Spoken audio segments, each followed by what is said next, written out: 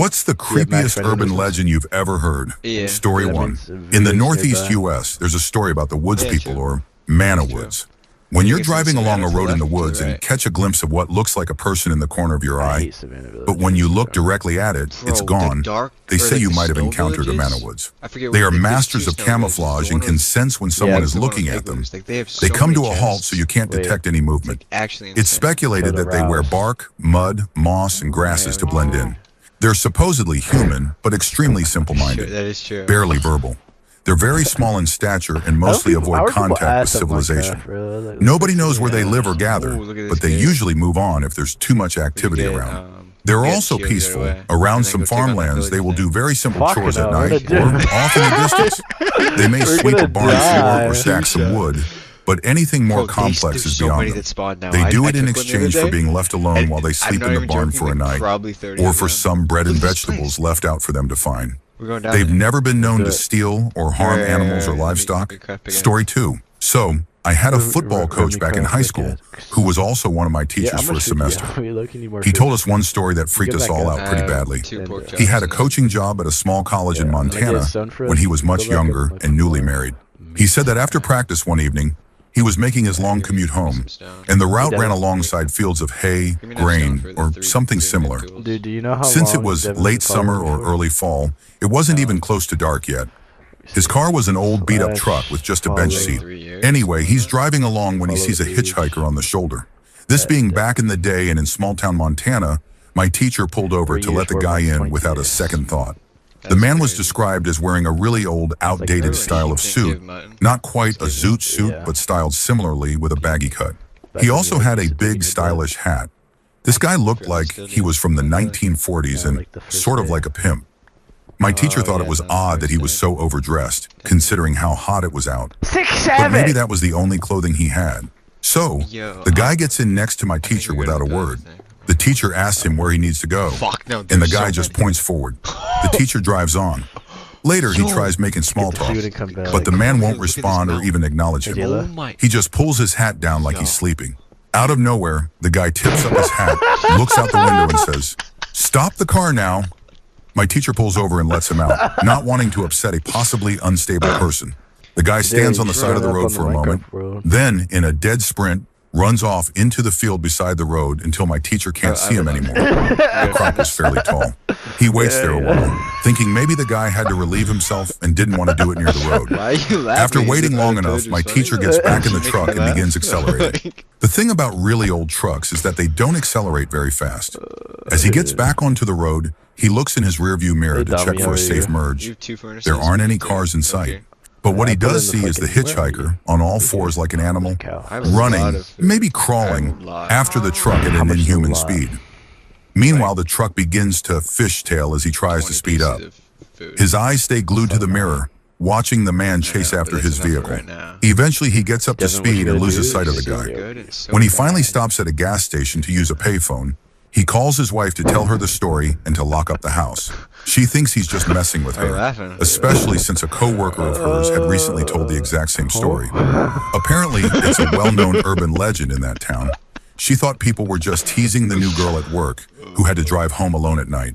Anyway, my teacher swore he wasn't lying, and she believed him. She even came to one of our fundraisers, and when I asked her about it, she confirmed What time is everything. that? So yeah, now I just avoid lonely roads in Syndicate. Montana. Story 3. like We a have one in story of Venezuela fucking called cold El night. Silbón, the Whistler. Typical of the wetland Cold right plains and here. prairie I'm already regions we getting call cold right here. llanos. I have The roll. description is usually of a very emaciated have man it. dressed I have in cowboy, 4. lanero, rags with a wide-brimmed hat that hides his skeletal face. 6. He roams the countryside in 7. bushes at night with drooping shoulders, Okay. a downcast stare, whatever. and a heavy bag full of bones Where are you at? and half-decomposed remains slung over his back. What level There are are you? two I know distinctive you're not lying. features that make him unique. He continuously You have no whistles a goal. high chord I got progression, 15. C, D, Look at E, you. F, You're not G, level A, 2 B, then. C, I'm level I 4. am. that Look at my increases in fucking pitch with tree. each note, I've and he killed- is unnaturally tall and strong, with some accounts describing him as towering over 6 meters in height. Let Rihanna His know. origin is unclear, with some tales calling him an accursed parricide. But whatever he is feared by lone travelers, especially drunk or unfaithful men traveling through the countryside. Shit, guys. The story goes that his down, bro. ominous Chill, whistle bro. is heard very loudly and nearby. but the source can't be pinpointed. And contrary to logic, when the sound gets softer and seems more distant, it actually means he is extremely close. He then kills by strangulation or blunt force and devours the victim, throwing the bones into his bag. He can occasionally be seen wading over the high walls of haciendas or farms. Honest prayer is said to keep him away. Story 4. I live in Northern Australia, and everyone who grows up in my town knows the legend of the Poinciana woman. A quick internet search will show the many variations of the story, but the version I grew up with is about a woman who was assaulted by Japanese fishermen. When she discovered she was pregnant, she hanged herself from a Poinciana tree. She is said to appear as a beautiful woman to lure men. She has long dark hair and wears a white gown, and is believed to haunt our Army Reserve. When I was around 12 and my younger brother was 10, he had been in his room while I was in the lounge on the computer. He came barreling out of his room screaming, "Can you hear that? Can you hear that?" before dragging me over to the window. There was a faint feminine moan or hum. We could hear it moving from the window we stood at to the one across the room and back again in a clockwise direction. The wind picked up along with the sound, even though the night had been completely still. The sound became so loud that we ended up on the floor, covering our ears and crying. When I brought it up recently, my brother agreed. It was almost as if the sound had been inside our heads. This continued for about 10 minutes before it stopped abruptly. The wind disappeared. Everything was silent. Everything. We found out the next day that our older siblings had been at the Army Reserve the night before. They had climbed the concrete pillars to the locked gun turret and were taunting the Poinciana woman before leaving after hearing footsteps, assuming it was security. What creeps me out the most is that not long after this happened, I realized there was a Poinciana tree right outside that window. Story 5. My mom told me this story about the village where she grew up in Scotland. The village's earliest known settlement dates back to 3000 BC, so it's ancient. It was once home to the Picts and the Romans. Nowadays, there's a small woodland, and the rest of the surrounding land is farmland. The woods used to be much larger. What remains is just a fraction of the large forest that once almost completely surrounded the village. Legend says the forest was home to witches. When the forest was being cleared to expand the farmland, a lone witch came out of the forest to tell the villagers to stop. She said the trees would not forgive humans for their destruction, and if the villagers did not heed her warning, all their land would become infertile, and so would all the women. Frightened, the villagers agreed but asked for a small portion of the forest. A deal was made that this, and only this, land could be cleared. The witch also said that for every harvest of every crop grown there, 1 sack of produce must be taken to the edge of the forest and left. This practice was followed for hundreds of years until the villagers abruptly tore down much of the remaining forest to grow wheat and build a mill. Again, a strange woman came from the forest into the village and threatened the villagers. She said they had broken the promise and would suffer. This time, the villagers captured the woman and hanged her. Her last words were that the price was now 3 sacks. The man who built the mill was frightened, and after the first harvest, he took 3 sacks into the woods. Unlike his neighbors, his crops did not fail, and his wife became pregnant. He always paid the woods their due, and before long, he was the richest man in the village and had 3 beautiful, healthy daughters. Unfortunately, the man grew greedy and decided he would no longer pay his 3 sacks. The next morning, his youngest daughter went missing. The entire village came to help search for her, but the man insisted his workers continue running the mill so he wouldn't lose money. Soon there was a commotion at the mill. Some of the workers had fainted, others were crying, and some were shouting. The man came to see what was happening. A horrified worker told him they had started up the mill as usual, but blood had poured from between the stones. They had found his missing daughter. Distraught, the man sold his land and fled the village with his family. The mill was torn down, and years later, a silo was built on the same site. By the 1960s, the silo was ancient and crumbling.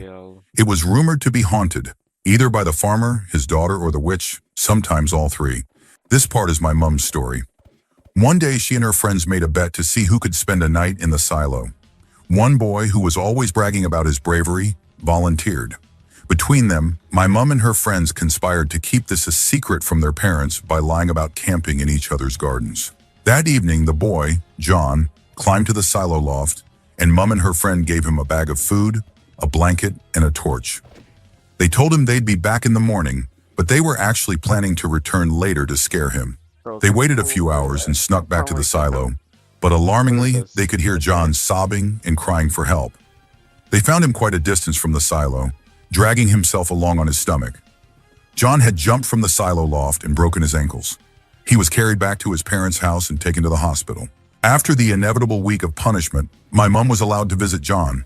She said he still looked as terrified then as he had that night. She asked him what had happened. He told his parents and the doctors that he fell, but the truth was he saw something. Not long after being left alone, he heard something shuffling around in the loft. He used the torch to look, but saw only empty grain bags. He tried to ignore the noise, but eventually it sounded like it was moving toward him. When he shone the torch on the grain bags again, he saw they were crawling, dragging themselves along the floor toward him. That's why he jumped. Story 6. My grandfather and his 4 brothers spent their summers at their family's bay house. More of a shack, really. In Fairhope, Alabama when they were young. It was about a 5-minute walk to Mobile Bay, and having grown up around there myself, I can personally attest to the area's long history of spooky stuff. One night, my grandfather and his brothers were sleeping on the house's screened-in front porch, since air conditioning wasn't readily available, and it was South Alabama in the middle of summer. They were fast asleep in the middle of the night when an old taxi drove up and parked in front of the house. A man and a woman got out of the cab dressed in worn-out wedding attire, top hat, tails and all. They walked up to the house and the woman scratched the wood siding of the screened-in door with long fingernails. Then the pair returned to the cab and drove off. All the boys were awakened by the sound of the scratching, but they were too scared to move or make a sound until morning. The next day, my grandfather brought it up to his brothers, and they all confirmed it had actually happened. It wasn't a dream. They began calling the woman the witch and claimed to have seen or heard her multiple times throughout their lives. A few years ago, I went to see the house before it was torn down. On the wooden panel near the front door, there were 5 scratches spaced in the exact way fingernails would leave marks. I told the current owner the story and he became visibly disturbed. He told me that an old taxi would occasionally park across the street around midnight and stay there until just before daybreak. Still gives me the heebie-jeebies. Story 7. Clownman. I lived just outside Pittsburgh, Pennsylvania, as a teenager, in a small, poor town called Swissvale. The neighboring communities were Rankin and Braddock, once thriving steel towns now plagued by poverty. A strip of woods lined by train tracks runs along the river where our communities sit. Right next to the river looms the decrepit, abandoned steel mill once known as Carey Furnace. Like many teens, my friends and I used to cut through the park, cross the tracks, and hang out by the river, drinking, smoking, and just killing time. Eventually, we began exploring the steel mill. I loved it. The graffiti and sculptural art, the wildlife that had moved in, even the homeless people who called it home, it all made it feel like an adventure. I became comfortable there. Then my friends told me a story. They said a teenager had once been abducted and assaulted, and her naked, bloodied body was found strung up on a set of city steps. The killer, they said, was a deranged man who dressed as a clown, wearing a horrifying blood-stained mask. He lives in the woods and in the steel mill. He walks the tracks with a butcher knife he never cleans. Don't come here alone, as they warned. One night, after a fight with my boyfriend, I stubbornly decided to walk alone from the river, across the tracks and through the woods. When I got to the tracks, I turned and looked at the steel mill. Further down the tracks, I saw a figure. I couldn't see the face, but the baggy pants looked clown-like. I ran like I've never run before. I've never felt fear like that. It was probably just a homeless man. But who takes chances with a legend like that? Story 8. This isn't so much an urban legend as a ghost story, but it always freaked me out as a kid. My mom used to be friends with a woman who was kind of a drug user. She had 2 kids, Brian and Sarah. Sarah was really sweet and cute. She was in 9th grade when I was in 2nd. Anyway, Sarah's mom was into drugs and her dad was an alcoholic. But other than the drinking, he was a good guy and took excellent care of both kids. The mom and dad divorced in the early 2000s. Sarah stayed with her dad, and Brian went with the mom. The dad started dating someone new soon after the divorce, and Sarah was old enough that she also had a boyfriend. She was probably 17 or 18 when this story happened. Where I live, it can get extremely foggy at night during certain seasons. One evening, the dad, his girlfriend Sarah, and her boyfriend went out for dinner and a movie. They went to Applebee's and the dad and his girlfriend had a few drinks. Not enough to call a cab, though. It's a rural area, and people know the back roads. Long story short, the dad took a turn too quickly and crashed the car into a tree. Sarah was dazed but conscious after the impact. She managed to get out, despite a badly cut arm and leg. She said her dad and her boyfriend also got out of the car, while the dad's girlfriend was already dead in the front seat.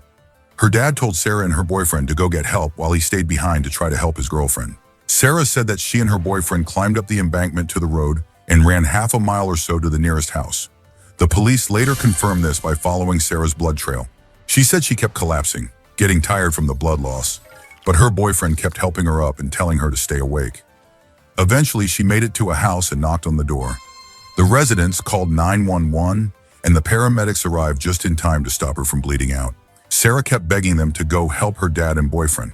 The medics told her they would, but they needed her to describe where the accident had occurred. She did, of course. But here's the thing. Her dad, his girlfriend, and her boyfriend had all died instantly when the car hit the tree. Her boyfriend had a broken neck, and the others were crushed in the front seat. When the first responders arrived, all three were still strapped in their seats, dead on arrival. I haven't spoken to Sarah in over 10 years, but back when I did, she still believed that her boyfriend's ghost had saved her. Story 9.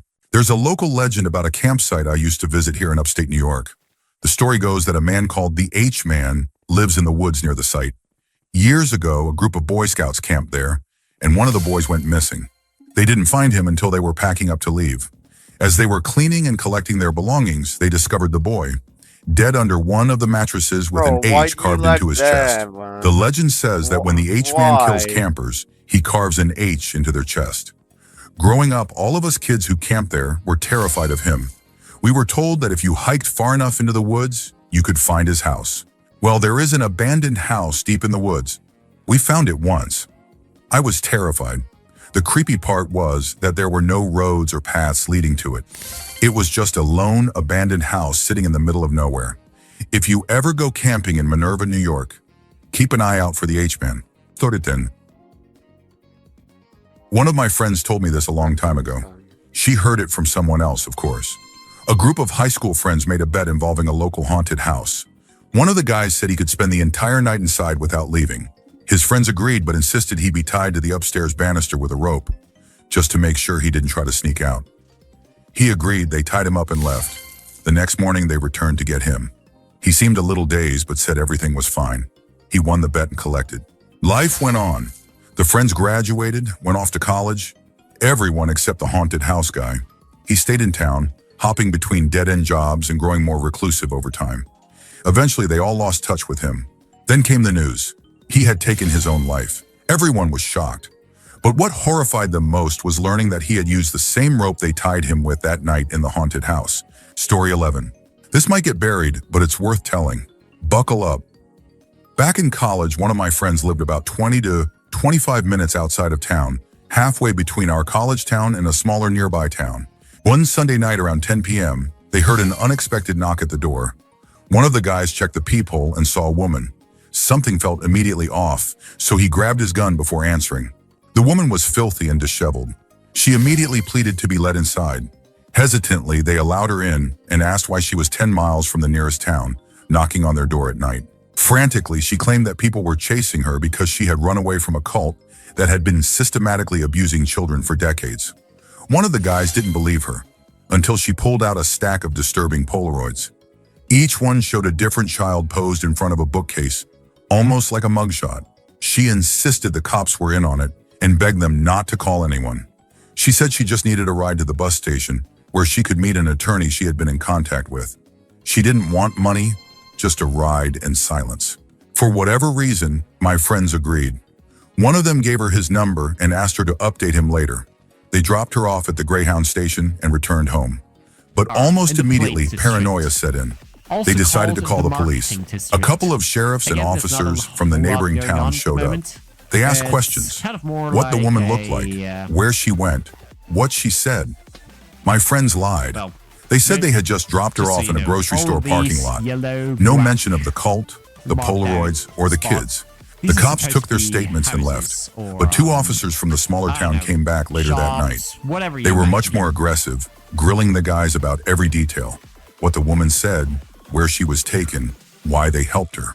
When no one had anything else to offer, the officers left, but not before warning them to contact only them if anything like that ever happened again. They never heard from the woman again. The cops never returned, and nothing ever appeared in the news. Story 12. First of all, This is a story I was told by a former coworker, so I don't know for sure if it's just another creepypasta or if there's some truth to it. Although the guy claimed to know the person the story's about. We live in a pretty rural area, and there was a nightclub that a lot of young people used to visit on weekends. Because the nearest big city was so far away, many of those visitors had to drive quite a while to get there. One night, a young woman wasn't feeling well and decided to drive home a bit earlier than her friends. She got into her car and began the drive home. Not far from the small town where the club was located, she noticed something standing on the road she was driving on. Since deer and other wild animals often cross the roads there, she slowed down and approached cautiously. To her surprise, it wasn't a deer, but a baby stroller standing in the middle of the road. She came to a stop and, against better judgment, decided to investigate. After all, what could really happen? She figured someone had just dumped it there. As she got closer to the stroller, she noticed headlights in the distance behind her, which oddly gave her a sense of safety, since she didn't feel completely alone in that moment. The stroller was empty, so she pushed it to the side of the road and got back into her car. Since she had seen the headlights of a car just moments earlier, she decided to let it pass before pulling back onto the road. The vehicle approached, but to her surprise, it didn't pass. It stopped right behind her. Both front doors opened almost immediately, which gave her a terrible feeling. So instead of waiting, she slammed on the gas and sped off. After a short while, she noticed the same car behind her. That uneasy feeling hadn't gone away, and now the vehicle was tailgating her and flashing its lights. Slowly, panic began to set in. She took a detour through the next village, making random turns, hoping to lose them. But the car stayed behind her, dangerously close, still flashing its lights. Unsure of what to do, she called her dad and explained the situation as best she could. He told her to head straight home as fast as possible. He'd leave the front door open and call the police. She got home, flung open the car door, and rushed inside, where her parents were already waiting. They locked the door and waited for the police to arrive. A few minutes later, the doorbell rang. But it wasn't the police. It was two young men who looked very concerned. They asked if the girl they had been following was all right. As it turns out, the two of them were also heading home from the club and had seen someone getting into her car while she was pushing the stroller out of the road. They followed her so that the person in the back seat couldn't do anything. After she stopped in front of the house, the man jumped out of the car and took off running. They tried to chase him down, but he got away. No one knows what might have happened if those two men hadn't been there. The road where this allegedly took place is in a remote area surrounded by woods. I don't remember reading anything about it in the news, which is strange considering the police were supposedly involved. I still get creeped out every time I drive down that same road, so I thought I'd share the story. Story 13. I live out in the woods, and there's a fairly large creek that runs about a half-mile south of my house. The land around here follows an east-to-west ridge beside the creek. Whenever the nearby fields are plowed, it's pretty easy to find arrowheads and spear points. I'm about 98% sure that based on the number of arrowheads we've found, there are human remains somewhere on this property. Anyway, the actual legend says that a Native American toddler once wandered off and drowned in the creek, and the mother still roams the woods at night, screaming and crying for her baby. They eventually built a bridge over the creek, and it's been called Cry Baby Bridge for as long as my dad, who's 70, can remember. Now, I love ghost stories, and I've seen plenty of weird things after spending a lot of time out in the woods at night, but I'm not the type to believe in anything that can't be explained. We bought this house within minutes of it hitting the market. The previous owner had died by suicide 2 weeks earlier, somewhere in the front yard. One of my neighbors, who's a good friend, came over and told my wife about the local legend. He also said he had heard a woman screaming in a language he couldn't recognize, not English. Being in a brand new house, deep in the country, in dead silence, wintertime, with no curtains on the windows and a recent death on the property, made my wife extremely uneasy. Just across the holler, there's a man who owns some mules. One of them, I swear, has some kind of disorder. It makes the weirdest noises, day and night. Since we bought the house so suddenly, my wife had prior commitments she couldn't cancel, so I moved in first. She hadn't heard the mule yet. There are train tracks north of us, but they're far enough away that you can't hear the trains. However, coyotes will start howling long before a human can hear a train coming. If the coyotes near the tracks begin to howl, the ones closer to us will join in. All of these little details lined up one night. It was her first night sleeping in the house. The moon was full, there was fresh snow on the ground, and it was bright outside. We lay in bed staring out the window toward the woods where the creek runs. We were talking about unrelated ghost stories since she was already a little creeped out.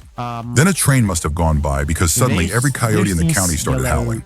Being in the woods, we were completely surrounded. The coyotes must have set off the mule because it began making a racket. The coyotes eventually stopped, but the mule kept going.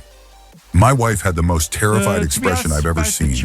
Apparently, the mule sounds a lot like a woman screaming in a foreign language, crying out for her lost baby. Story 14. I used to work as a graveyard shift valet at a casino on a reservation. At the top of the hill where we parked the cars, there was a massive dead tree that just stood there. At some point during the night, the moon would move behind it. When I was new, the more experienced valets would tell me that some kid had hung himself from that tree, and they first noticed it when the moon moved behind the branches and cast his silhouette. Of course, they followed up with the usual ghost storylines. You can still hear him weeping when the moon is behind the tree, and spot 156 is haunted. That's where he parked his car before it happened. It seemed like the usual tale told to scare the new hires. Later, they admitted it was just a story they made up to mess with people. One night, I was working and decided to tell that same story to a group of new guys. They wanted to go up to the tree to prove it wasn't haunted.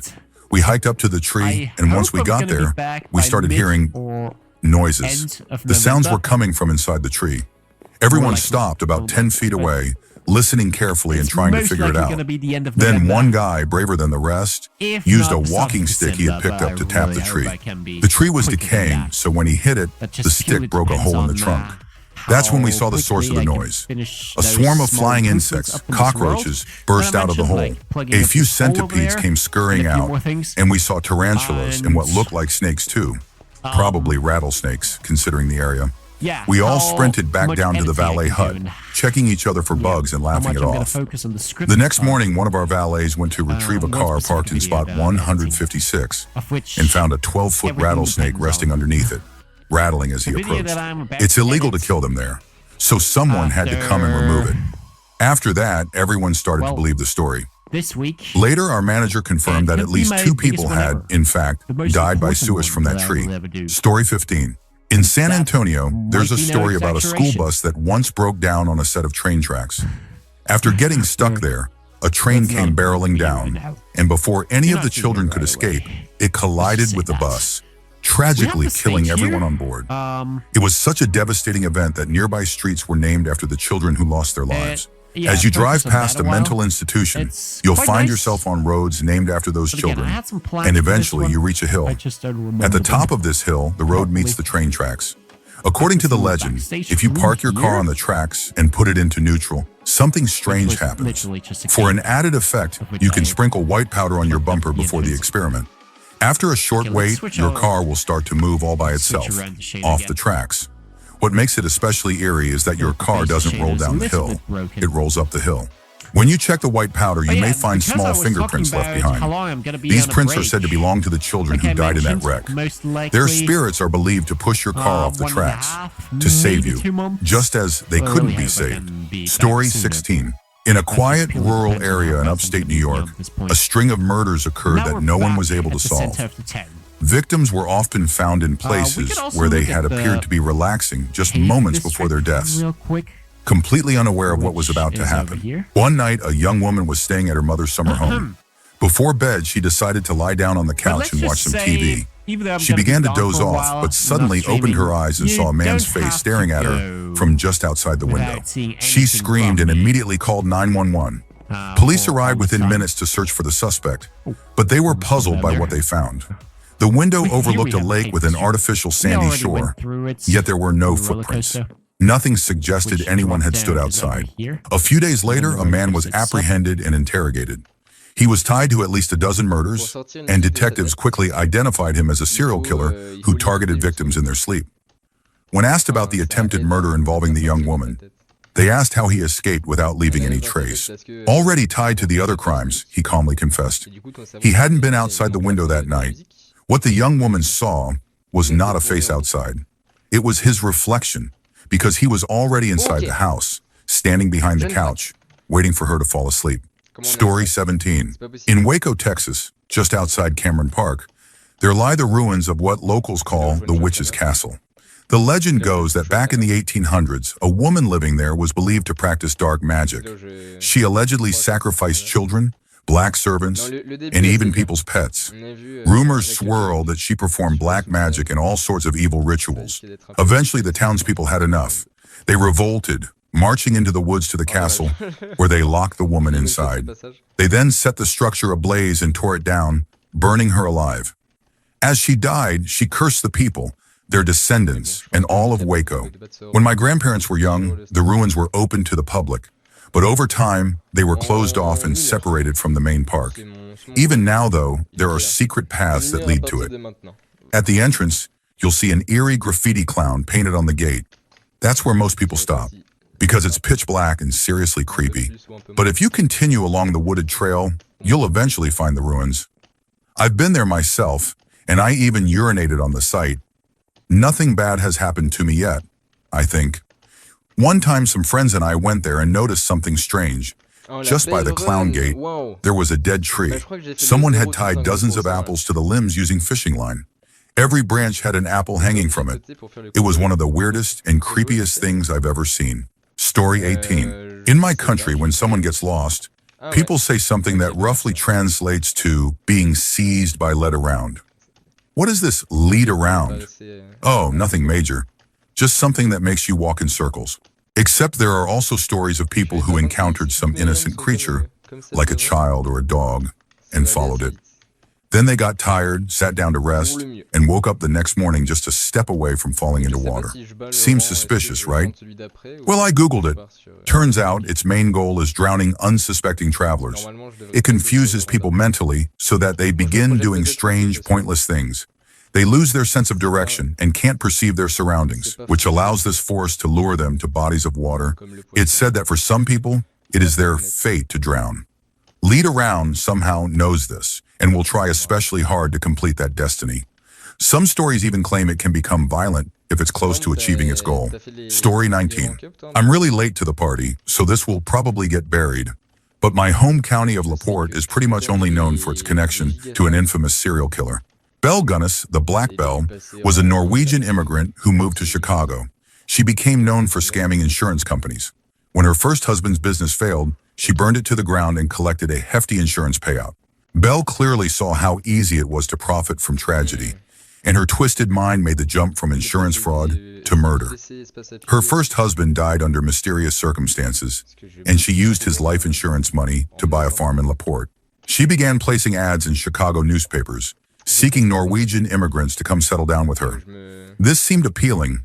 After all, new immigrants wanted someone who understood their culture and language. Belle owned land too. Sure, she usually asked for suitors to name her as the beneficiary on their insurance policies and wills, but that seemed like a small price to pay. Many men, Norwegian or not, replied and began corresponding with her. Sadly, they fell for the scam and willingly handed over control of their estates.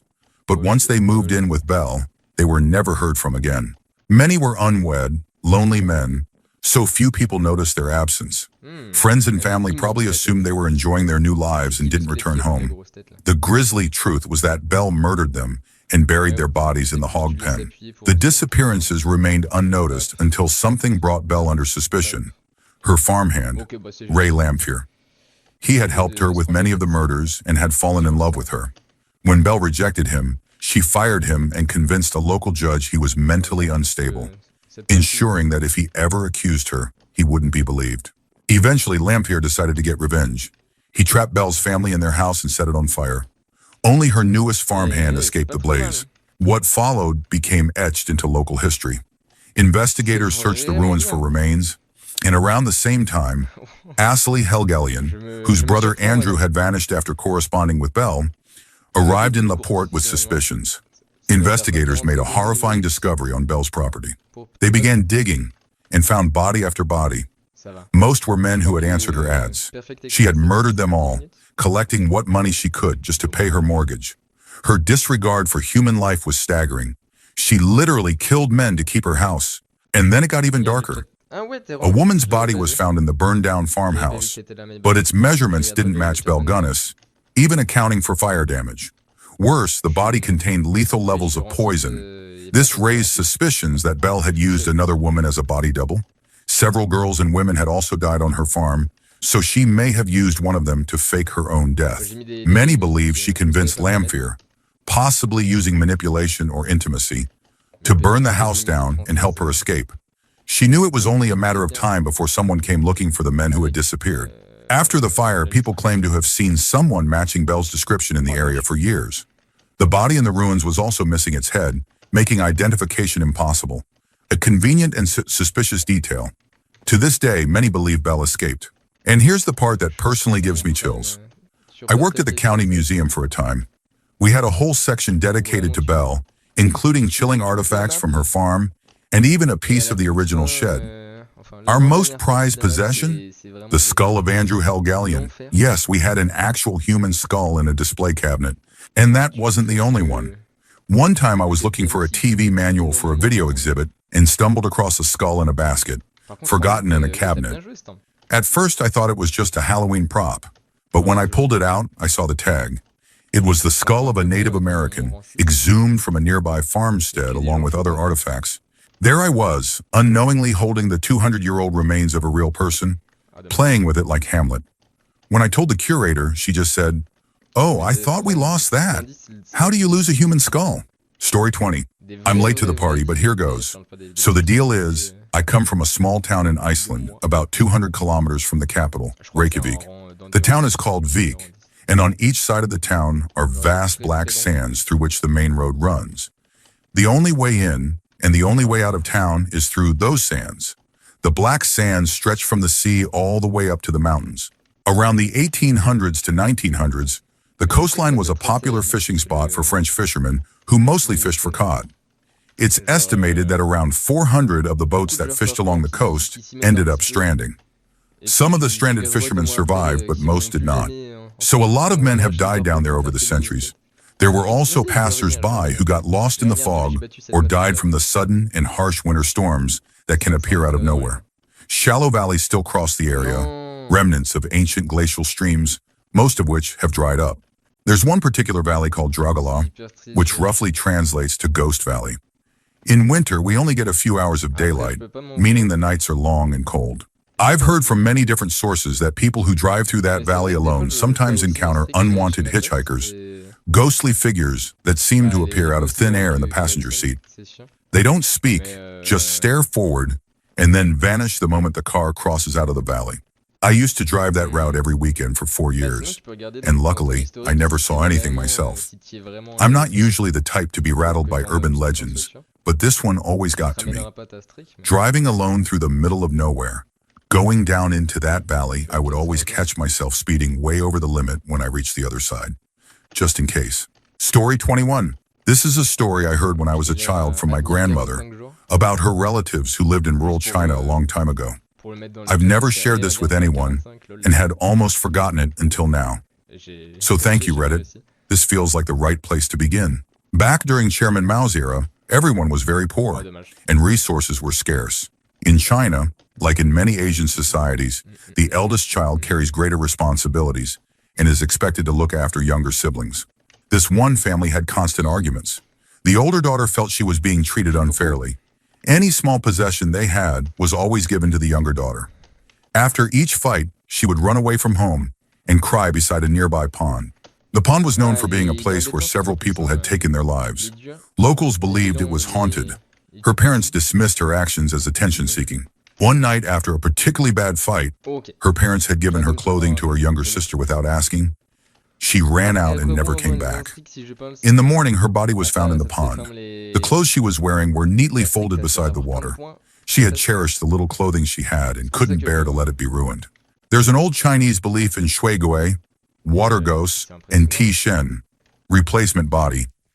It's the idea that people who drown become lingering spirits. They are not necessarily evil, but they are tormented souls who can't enter the afterlife unless they lure another person to take their place. Until then, they remain trapped, unable to reincarnate. On the night the girl died, a neighbor had passed by and heard her weeping by the pond, talking hysterically to herself. My grandmother always believed the girl didn't really want to take her own life, that she was possessed or coerced by a shui guy desperate for release. She was the last person to drown in that pond. Not long after, the pond was filled in to make room for development. The most chilling part for me was when my grandmother wiped her tears and softly whispered, "Pitiful, so very pitiful." She didn't even have a chance to find her own Tishan. Story 22. My uncle was driving down a rural road in Maharashtra, which is a state in India. He was on his way back from visiting a small piece of farmland he owned, located about 15 miles from any kind of town or settlement. As he drove back toward his hometown, he passed a tiny shack in the middle of nowhere. A few miles after that, he glanced in his rearview mirror and saw an old woman in a white sari sitting in his back seat. Blood was trickling down the side of her face. At this point, my uncle was understandably terrified. The woman suddenly reached forward into the front seat and tried to strangle him. He immediately pulled the car over and jumped out. But when he turned around, there was no sign she had ever been there. He made it home about an hour later, but by then he had developed a fever of 107 degrees Fahrenheit and was in critical condition. After being placed in an ice bath and resting through the night, he finally woke up. That's when his family noticed dark bruises on his neck. Later, they found out that the shack he passed had once been the hideout of a serial criminal, a man who abducted women from nearby villages and assaulted and murdered them there. The woman my uncle saw had reportedly been one of the victims, killed several years earlier. Story 23. I grew up with lots of them. New Orleans is a great place to live for people who love the supernatural. I spent several nights at the Myrtle Plantation as a child, and my mom's family plot is just 3 rows up from Marie Laveau's grave. I've seen some unsettling things. The slave quarters off LA 308 in Lafourche gave me a run for my money during my first year of college at Nichols. Ring the bell, see the lights. But the worst? The Rougarou. One night, my buddy and I were out in Paradise doing some frogging. We had smoked a joint, but the high had already worn off. The boat had died, and we had to use the trawl motor to get to shore before walking about a mile down a dark swamp road to the generator-powered trailer we called camp. We had 2 sacks of frogs, had seen gators and snakes, and stank of marsh water and sweat. Digging around in that swamp mud gives off a foul, earthy stench, like septic methane mixed with rot. But as we walked down the road, we noticed a new smell. It was stronger than the swamp stink, stronger than our clothes, stronger than the cigarettes we were smoking. It was horrific, rancid, a mix of rotting leaves and decaying flesh. Imagine a bag of wet leaves stewing with old beef you forgot about in your fridge. It wasn't unnatural, but it felt wrong, like the land itself was breathing it out. Then this heavy drop hit my gut. My buddy felt it too. Without saying a word, we stomped out our cigarettes and bolted for camp. We heard rustling in the woods just beyond the tree line, following us all the way back. When we got to camp, we jumped in the truck and hit the high beams. Nothing. Not a thing. Then we went to check on the boat and grabbed the spotlight. We shined it into the woods. About a yard back, saplings and brush were all knocked askew. Not destroyed, but definitely disturbed. All the way back to camp, there was a dust cloud still settling, and the trailer's window netting had been torn open. The glass was shattered. That window sits about 7 feet off the ground, easily a foot higher than me. There were claw marks on the dirt below. We were told it was a cougar with mange, but this wasn't a cat. A big cat would have attacked while we ran. We were out of shape and slow. No, this was something else. Something bigger, smarter, and meaner. We never went back to that particular camp again. Story 24. My buddy and I heard about this park in Harbor City with a duck pond. Supposedly, the devil appears there, and people can sell their souls to him. He's said to appear like a normal person, but very well-mannered and sharply dressed. Rumor has it that a rap artist once sold his soul there and became famous. I called nonsense and we decided to check it out. When we got to the park, it was pitch black. No lights, no lamps, and the duck pond was pretty far inside. While walking along the sidewalk looking for the quickest path to the pond, my buddy kept complaining about how bad of an idea it was and how he didn't want to go through with it. I ignored him and kept going.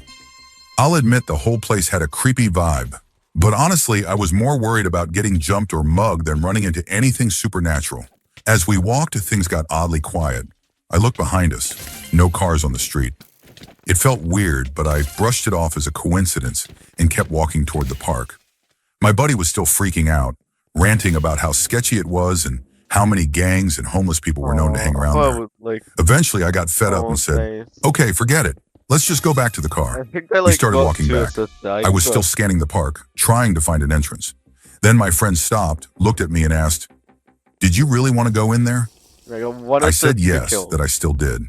He paused, then said, okay, forget it, let's go. We turned and headed back toward the park. That's when I felt it, an insane sense of nervousness and a heavy pressure on my chest. I ignored it, thinking it was just nerves. But my friend started complaining of the same thing happening to him.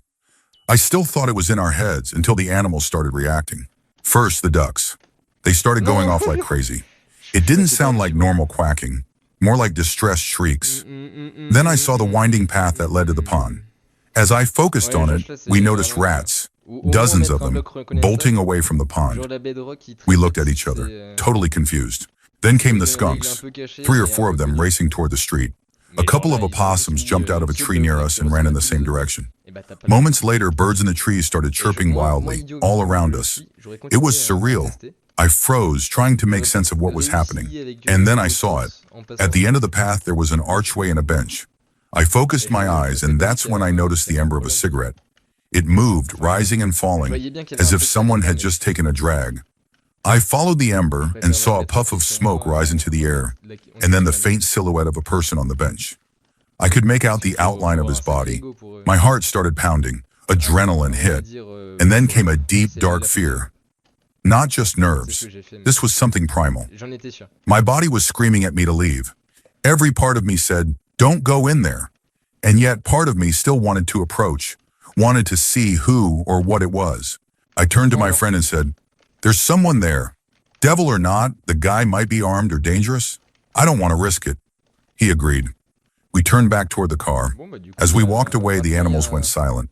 The park returned to its eerie stillness. I'll never know for sure what or who that was. Maybe it was just a person, but after what I saw and felt, I'm perfectly fine never finding out. That was enough for me. Take it for what it is. Story 25. There is an urban legend where I live. I live in a rural area that was settled a long time ago.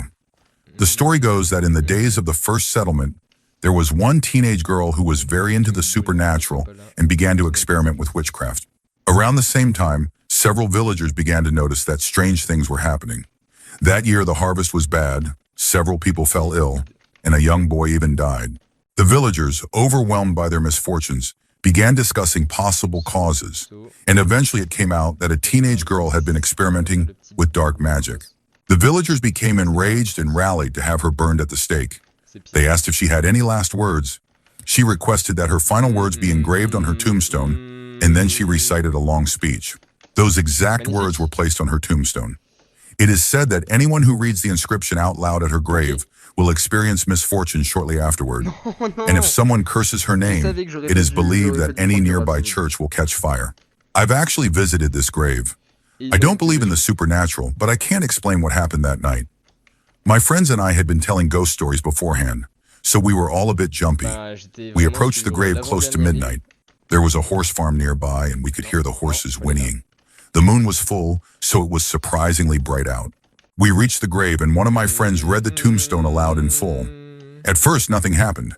Then we heard an incredibly loud and shockingly close neigh from the horses, followed by the thunder of hooves, much closer than they should have been. I'm not ashamed to say that my friends and I screamed and ran back to the car. I jumped into the front seat while the driver got behind the wheel. The car wouldn't start. In the chaos, 2 girls jumped into the passenger seat and onto my lap, and everyone was screaming for us to leave. I slammed the door, but I didn't realize one of the girls still had her hand on the outside of the car. I had slammed the door on her hand. Somehow the door had locked even though none of us had locked it. I had to manually unlock it while she screamed in pain, opened the door again, and then finally shut it properly. The car started, the lights came on, we drove away. Fortunately, it was an older car with no metal around the windows, so while it was painful, her hand wasn't broken. I still don't know whether what happened was all in our heads or if something else was going on, but I do know I don't plan on going back to that grave anytime soon. Story 26. When I was a kid, I used to live with my family in Bucharest. One evening, my dad was coming home from work. It was starting to get dark, and his commute usually took 25 to 30 minutes at most. He said he was stopped at a red light for a minute or two. There were no cars or people around, which was strange because the area was usually busy, especially at that hour. Then, in the blink of an eye, as the light turned green, he was no longer in the city. He said he suddenly found himself on an old road in the middle of a field, with black houses visible in the distance. And it wasn't almost dark anymore. It was pitch black, with only the moonlight revealing those eerie houses. He drove forward about 100 meters and suddenly he was back in the city, as if nothing had changed. But when he looked at the time, it was now around 10 p.m. What had felt like seconds to him had lasted 3 hours. His phone also had no signal during that time. For years, I thought he was just making it up. But now, every time he tells that story, I can see that it still unsettles him. Story 27. This happened to my grandpa, who was in the military during the 1960s. It was during the time when Pakistan and India were essentially at war, specifically the 1965 Indo-Pakistan War. His regiment was stationed somewhere in the woods, and every day the soldiers were assigned specific tasks. As my grandpa tells it, his task was to collect water or food for the next morning, and he liked doing it at night, enjoying the silence while smoking. One night, he decided to take a different path to the well. He was an experienced outdoorsman, so he didn't think twice about it. While walking, he noticed something crawling ahead of him. He pulled out his gun and hid behind a tree, only to realize it was a baby goat. Thinking it was lost and vulnerable to predators, he decided to carry it back to camp. He lifted it onto his shoulders and began walking. After a while, he started feeling like the goat was getting heavier. At first, he thought it was just fatigue, but then it got worse. His back began to ache, and the weight felt unnatural. He turned his head and saw that the goat's legs had grown longer, long enough to almost touch the ground. Terrified, he dropped the goat. It immediately started laughing and screaming in a human voice, repeating, "It was fun! It was fun!" He ran back to camp as fast as he could. The next day, he fell seriously ill, sick with fever and chills to the point where he had to be moved to the medical unit. Story 28. My dad told me this story one night while we were driving home. He used to coach the girls' soccer team at the high school where he teaches, and he once told this same story on the bus ride back from a game. He said it had some of the players crying with fear. When he was a senior in high school, he went to a school dance or some event like that. He stayed afterward to help clean up and was one of the last to leave. This was back in New York, and it was snowing pretty heavily. His family wasn't well off, and since he lived fairly close to the school, he always walked home. As he was walking across a field on his way back, he noticed a man walking in the same direction. At first, he didn't think much of it, just assumed it was someone heading the same way. But it was around 1 a.m., and everything was dead silent. Eventually, they both ended up on the same road, and that's when my dad started to feel uneasy. He usually took a small pathway through the woods to get home, and he started heading that way. But the man followed. That part of the area was always deserted, especially that late at night. The guy even smiled at him at some point, and my dad said that was when he decided to run. But here's the strange part. The man didn't run after him. He just kept walking. And no matter how fast my dad ran, and he was in good shape, he rode his bike everywhere. The guy never lost ground. He just stayed the same distance behind, walking the entire time. When my dad reached the field near the elementary school that he cut across to reach his street, the man was still following, still smiling. He never broke into a run, never sped up, just continued walking with that same eerie grin. When my dad reached his house, he remembered he had to enter through the back door because the front door was blocked with trash. His family struggled financially, and his mom was neurotic and never cleaned, so the back door was their only option. He had to jump the fence, and his shirt got stuck on it for a few seconds. Meanwhile, he could hear the man opening the gate and coming into the backyard. He fumbled with the broken lock. It required reaching in and fiddling with it to open the door. The man was about 7 or 8 feet away at this point. My dad saw a flash of metal in the man's hand. The smile was even wider. Just in time, my dad got the door open, slammed it shut, locked it, and ran upstairs. He stayed awake for hours. The next morning, still shaken, he questioned whether the whole thing had been a dream. The idea of a man keeping up with him on foot while walking seemed absurd. But then he went outside and checked the fence in the backyard. The man's footprints were still there. Story 29. This is one that I still need to finish writing based on a story a friend told me. Let me start by saying that the details are a little limited for now. I'll try to follow up later and clarify. It was her friend's brother who experienced this. Yeah, I know. It's one of those friend of a friend stories, which usually means it's fake. But either way, let me tell you about Callus. So the guy who originally experienced this, let's call him Eric, is into film. He and two of his buddies were taking a summer road trip filming ghost towns, maybe for a project or just for fun. At some point, they got lost trying to reach a particular ghost town and stumbled upon a sign referencing a place called Calic. Probably not the exact spelling. I really need to check that. The town wasn't on any modern maps and only showed up on some old signposts. The road leading to it looked abandoned and forgotten. Naturally, they figured it would make for perfect footage. What better ghost town to film than one that barely exists? They drove into Calic and immediately noticed something was off.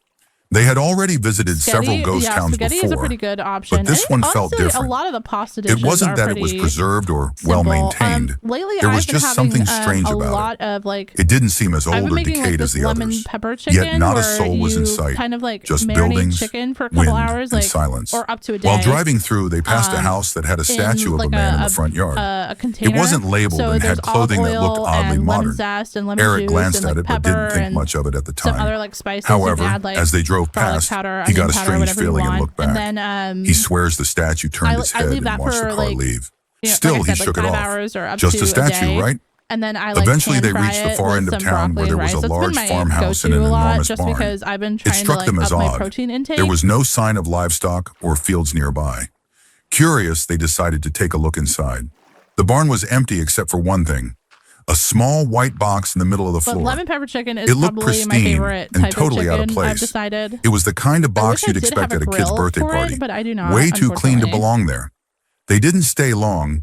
The place gave them a deeply uncomfortable feeling, like they were intruding. When they stepped out of the barn, the entire town seemed to come alive. People were exiting the houses and slowly walking toward the barn, forming a line as I've they been moved. going to my parents' The house for three dinner guys 'cause it's panicked, free. jumped into their car, There we go. and drove around the Someone else outskirts of cooking town for to you? That's a avoid good passing through option. the crowd. The car took some damage, but they made it out. Eventually, they stopped at a gas station belonging to a national chain When I and was went in, inside. when I was in, They told the clerk uni, what had I made happened a and lot asked of, if he knew pasta anything about a nearby options, town 'cause that called was just Callix. cheap and easy The to, man's like, entire warm up. demeanor changed. He became wait, there's a- visibly there's a star disturbed here. and refused to answer any questions. He only said it would be best if they left and never Nice. looked for Calic again. Later on, one of them decided to search online for more about Calic. Still, they couldn't Well, find we're just anything gonna- official. The only mention they uncovered was on a bizarre old website, like something from the early days of the internet, Rob that was Epstein? documenting activity of alleged remaining members of the Manson family.